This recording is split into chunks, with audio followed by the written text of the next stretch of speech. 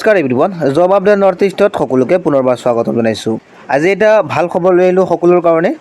Assam direct ৰিক্ৰুইটমেণ্টৰ grade 4 এক্সামিনেশ্যনৰ কাৰণে আপোনালোকৰ চিলেবাছখন প্ৰকাশ পাইছে। আজিৰ ডেটতে প্ৰকাশ পাইছে। ইতিমধ্যে বহু সংখ্যক ল'ৰা ছোৱালীয়ে ইয়াৰ বিষয়ে গম পাই গৈছে। যদি আপোনালোকে এতিয়ালৈকে জনা নাই বা আপোনালোকে গম পোৱা নাই তেনেহ'লে আপোনালোকক মই কৈ দি আছোঁ যে আছাম ডাইৰেক্ট ৰিক্ৰুইটমেণ্টৰ 26,441টা পদৰ ওপৰত গ্ৰেড 4 এক্সামিনেশ্যনৰ কাৰণে আপোনালোকৰ এক্সাম চিলেবাছখন প্ৰকাশ পাইছে। চ' কেনেকুৱা ধৰণৰ এক্সাম হ'ব বাৰু, কি কি ছাবজেক্টৰ ওপৰত আপোনালোকৰ এক্সামটো হ'ব আৰু ইয়াত নেগেটিভ মাৰ্ক আছে নে নাই, লগতে আপোনালোকৰ এক্সামটোৰ ক্ষেত্ৰত SOPখন কোনে জাৰি কৰিব, চ' সেই বিষয়ে তেওঁলোকৰ ফালৰ পৰা এটা নটিফিকেশ্যন জাৰি কৰা হৈছে। চ' সেইখন নটিফিকেশ্যন মই আপোনালোকক দেখুৱাই দি আছোঁ। এইখন হৈছে সেইখন নটিফিকেশ্যন। অ'কে, এইখন হৈছে সেইখন নটিফিকেশ্যন। ঠিক আছে, এইখন জাৰি কৰা হৈছে। ঠিক আছে, চ' আপোনালোকে চাব পাৰিব ইয়াত গুৰুত্বপূৰ্ণ পইণ্ট তেওঁলোকে উল্লেখ কৰি দিছে। পইণ্ট 1 চাব আপোনালোকে। ইয়াত তেওঁলোকে কৈছে যে there shall be 2 exam on the same day. তেওঁলোকে কৈছে যে এটা দিনতে দুটা এক্সাম হ'ব, ছেপাৰেটলি হ'ব। ঠিক আছে, পোষ্ট আৰু কেটেগৰী ৱাইজ আপোনালোকৰ এক্সামটো ভাগ কৰি দিয়া হৈছে।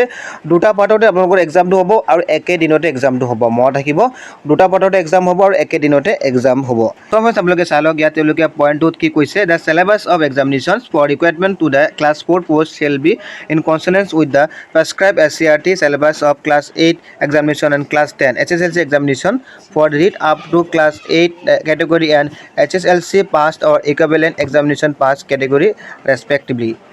চ' ইয়াত যদি আমি থুলমূলকৈ ক'বলৈ যাওঁ তেনেহ'লে ক্লাছ 4 পোষ্ট আৰু ক্লাছ 10ৰ পোষ্টবোৰৰ কাৰণে যিবোৰ আপোনালোকৰ এক্সাম চিলেবাছবোৰ আছে সেই এক্সাম চিলেবাছবোৰ ঠিক আছে SCRT লগত সংযোগ কৰি দিয়া হৈছে, সামঞ্জস্যপূৰ্ণ কৰি দিয়া হৈছে। মনত থাকিব আপোনালোকৰ ক্লাছ 4 পোষ্ট আৰু ক্লাছ 10ৰ যিবোৰ পোষ্ট আছে সেই পোষ্টবোৰৰ যি এক্সাম চিলেবাছ আছে সেই এক্সাম চিলেবাছবোৰ SCRT চিলেবাছৰ লগত সংযোগ কৰি দিয়া হৈছে। চ' পইণ্ট নম্বৰ 3 আপোনালোকে চাব যে মষ্ট ইম্পৰ্টেণ্ট হয় the subject for the both categories of examination to be conduct for class 4 post read up to class 8 and HSLC passed or equivalent examination passed will be the same and is list as below. So আপোনালোকৰ class 4 পোষ্টৰ ঠিক আছে 4 পোষ্টৰ হয়, তাতে category আছে, বহুত কেটেগৰীৰ same হ'ব। ঠিক আছে, এই ছাবজেক্টৰ পৰা আপোনালোকৰ এক্সামতে কুৱেশ্যনবোৰ আহিব। চ' ইয়াত চাই লওক ছাবজেক্টবোৰ কি কি আছে। ইংলিছ আছে, ছ'চিয়েল ষ্টাডিজ আছে। ঠিক আছে, English, social studies, mathematics, general knowledge আৰু mental ability and logical reasoning. ঠিক আছে, এইবোৰ ছাবজেক্টৰ পৰা এক্সামতে কুৱেশ্যন আহিব। ঠিক আছে, চ' পইণ্ট নম্বৰ 4ত তেওঁলোকে উল্লেখ কৰিছে যে there will be a total of 135 multiple choice questions carrying 1 mark okay is to be attempt in 120 minutes. Okay, ইয়াত তেওঁলোকে কৈছে যে 135টা কি হ'ব মাল্টিপ্লাই চইচ কুৱেশ্যন হ'ব, MCQ টাইপৰ কুৱেশ্যন হ'ব। ঠিক আছে, আৰু এটা কুৱেশ্যনে 1 মাৰ্ক কেৰি কৰিব আৰু আপোনালোকক এই কুৱেশ্যনবোৰ এটেম্প কৰিবলৈ 120 মিনিট দিয়া হ'ব। মনত ৰাখিব। পিছতে চাব 5 নম্বৰ পইণ্টত তেওঁলোকে কি কৈছে যে there shall be no' negative marking. So' এটা ভাল খবৰ সকলোৰ কাৰণে, আপোনালোকৰ একো নেগেটিভ মাৰ্ক নাথাকে। ভাল খবৰ সকলোৰ কাৰণে এইটো। ঠিক আছে, তাৰমানে 6 নম্বৰ পইণ্টত আপোনালোকে চাই লওক তেওঁলোকে কি কৈছে যে the date and time of written examination will be intimate shortly. So' যিটো ৰিটেন এক্সামৰ ডেট আৰু ডেটটো গম পাই গৈছে কোনটো ডেটত এক্সাম হ'ব।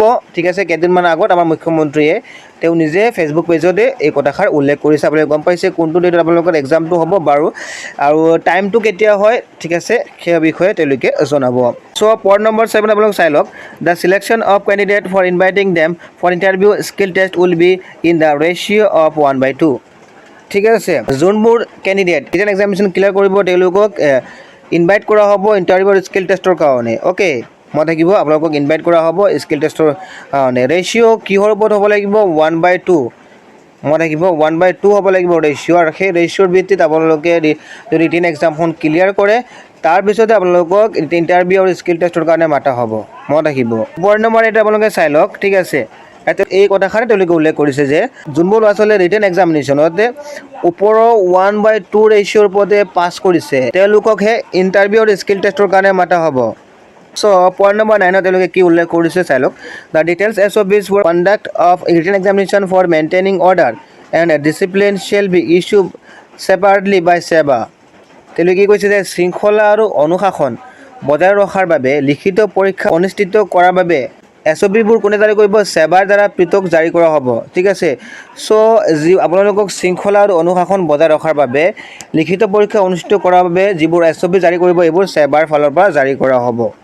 চ' চ' ফ্ৰেণ্ড আপোনালোকে গম পাইছে বহুত ইম্পৰ্টেণ্ট আছিলে কথাষাৰ আপোনালোকে সকলোবোৰ কথা গম পাইছে চ' প্ৰিপাৰেশ্যন কৰাৰ সময় আছে প্ৰিপাৰেশ্যন কৰি লওক ঠিক আছে ইজি হ'ব কাৰণ এইবোৰ ছাবজেক্টৰ ওপৰতে আপোনালোকৰ এক্সামটো হ'ব ঠিক আছে ইজি হ'ব English social studies mathematics general knowledge mental ability and logical ৰিজনিঙৰ ওপৰতে আপোনালোকৰ এক্সামতে কুৱেশ্যনবোৰ আহিব বহুত ইজি হ'ব আপোনালোকৰ চ' ফ্ৰেণ্ডছ এই আছিলে আজিৰ ভিডিঅ'টো যদিও ভিডিঅ'টো ভাল লাগে লাইক এটা কৰিব নাপাহৰিব আৰু নিজৰ ফ্ৰেণ্ডছবোৰৰ লগত ভিডিঅ'টো শ্বেয়াৰ কৰি দিব কাৰণ আপোনালোকৰ লগতে তেওঁলোকেও এই কথাষাৰ গম পাব লাগে চ' সকলোকে চোৱাৰ কাৰণে ধন্যবাদ জনাইছোঁ